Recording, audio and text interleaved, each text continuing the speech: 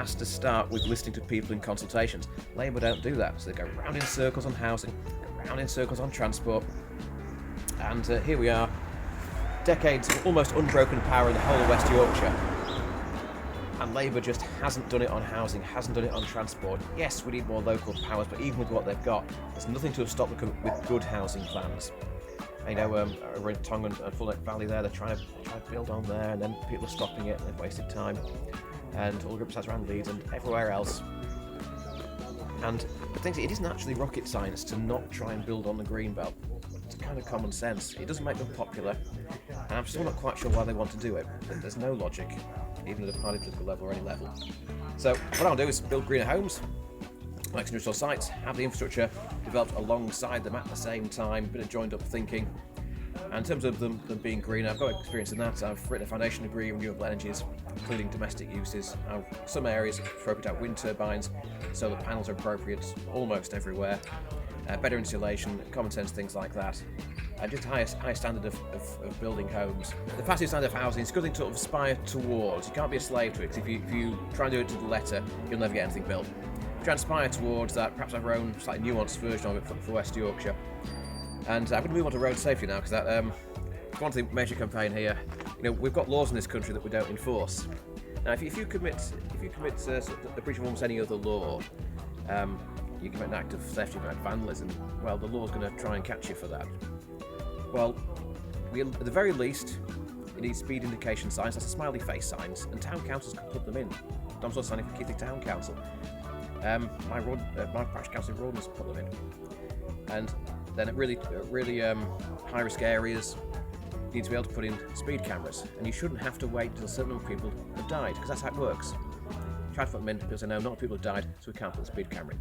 Wouldn't it be nice to prevent it? They're the flipping laws. Now, with proper Yorkshire devolution, that's what Scotland's got, we can actually change these ridiculous rules. So you can survey when something bad is going to happen.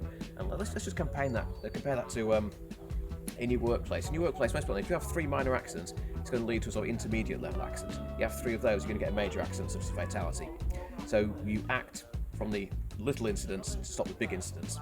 And yet, road safety, that just doesn't happen. It's got to be a certain number of fatalities to get a speed camera. Well, why is that? The condition of the roads is another thing. You've got 2/3 of the West Yorkshire Authority transport budget is being spent on roads. You wouldn't think it. You really wouldn't think it. The condition is still terrible. You know, potholes can cause you to lose your driving line, and of course, with bad weather, they fill up, gets frozen, they get worse. So you're not, stitching time save 9. That's not being done at all. And you have to wonder, where's that money actually gone? Whereas it's still in such poor state. And could have put into speed cameras and through safety that way. It just isn't happening. There was a bit of a change. People suddenly the next year really didn't want to talk to you. In 2018 as well a bit. And it seems to have come back round again. I think perhaps because it has been locked down, they're just a lot keener to actually talk to you. So, Hyde Up Headley the other day with Tyler. It was great, and I'm getting a response, and Simon's getting a good response here today. So, if we go back in time, start the project again, so I haven't spent any money, there are better ways of doing it, concentrating more east to west than north to south. And the various other bits of it that should have got right, the budgetary management was a joke. But now that it's confirmed, well, almost confirmed, there's going to be 100 billion, and none of it in Yorkshire, of course we're against it, because we're paying taxes. Some of our taxes, they're going to Manchester, they're going to Birmingham, they're going to London, but our leg of that is not going to happen. And that's pretty obvious now. They wouldn't have separated it from the Manchester route in legislation that was passed. They separated it out so they can approve theirs and not approve ours. So Yorkshire connectivity is going to be even further behind the rest of the country. That is as bad as it could possibly have been for us. Well, if HS2 is being built as it is in all the other routes, we've got to be part of it, or we're going to massively miss out. And that will cost a lot of people their jobs. There are other rail links as well. Transport connectivity is actually more important. Hull to Liverpool is actually more important than HS2. We've always supported that. Other little links here and there. And so within West Yorkshire is the mass transit system. That is that's the most important thing of all of these. And who's going to deliver that? So the Tories have cancelled everything for us. They're not going to deliver it. How do I twist their arm if I become mayor? Because they control the funds.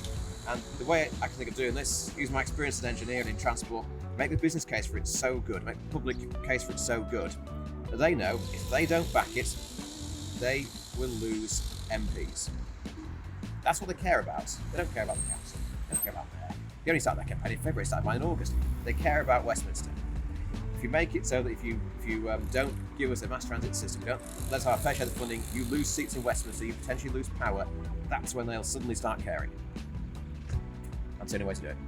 The four of us, so myself, Conservative candidate, Liberal and Green, we've gone to the hustings, we've listened to people, we've given our honest answers. I don't agree with everything the Conservative says, I don't agree with everything anybody else says, but I've got an answer to work with, and they're honest people.